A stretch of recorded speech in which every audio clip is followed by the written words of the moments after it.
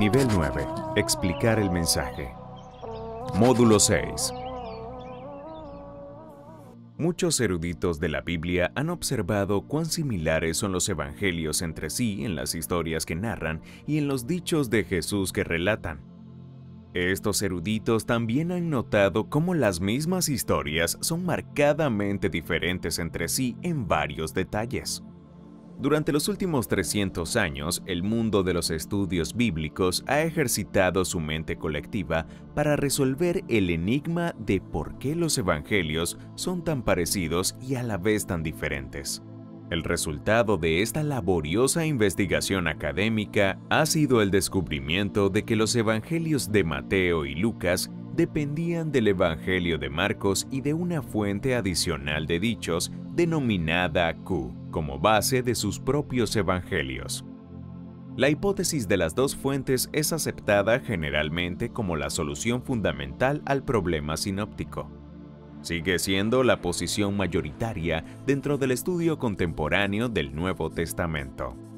El difunto erudito evangélico protestante F. Bruce escribió: "La conclusión que se suele extraer, y creo que con razón, de los estudios comparativos es que el Evangelio de Marcos, o algo muy parecido a eso, sirvió de fuente para los Evangelios de Mateo y Lucas.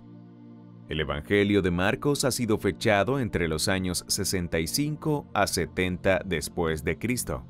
Hay un consenso general sobre estos años, en los cuales coinciden tanto los conservadores como los escépticos, y que se encuentran en la mayoría de las introducciones al Nuevo Testamento". F. Bruce, corroborando estos años mencionados, dijo: "Marcos probablemente escribió su evangelio en primera instancia para los cristianos de Roma tras la persecución que los alcanzó sin previo aviso bajo Nerón como consecuencia del gran incendio de julio del año 64 después de Cristo. Al estudiar estos evangelios, resulta muy evidente que Marcos es más primitivo en estilo, teología y redacción. Y lo que es más importante en el Evangelio de Marcos es que el Jesús humano se destaca más que en los evangelios posteriores. Los estudiosos sostienen que la representación de Jesús en el Evangelio de Marcos es mucho más cercana al Jesús histórico y real. En el Evangelio de Marcos hay una gran cantidad de pasajes que describen simplemente a Jesús como un ser humano. Tales pasajes se convertirían más tarde en obstáculos en el camino de los creyentes débiles, en tradiciones que iban en contra de la corriente, y por eso se omitieron en los evangelios posteriores.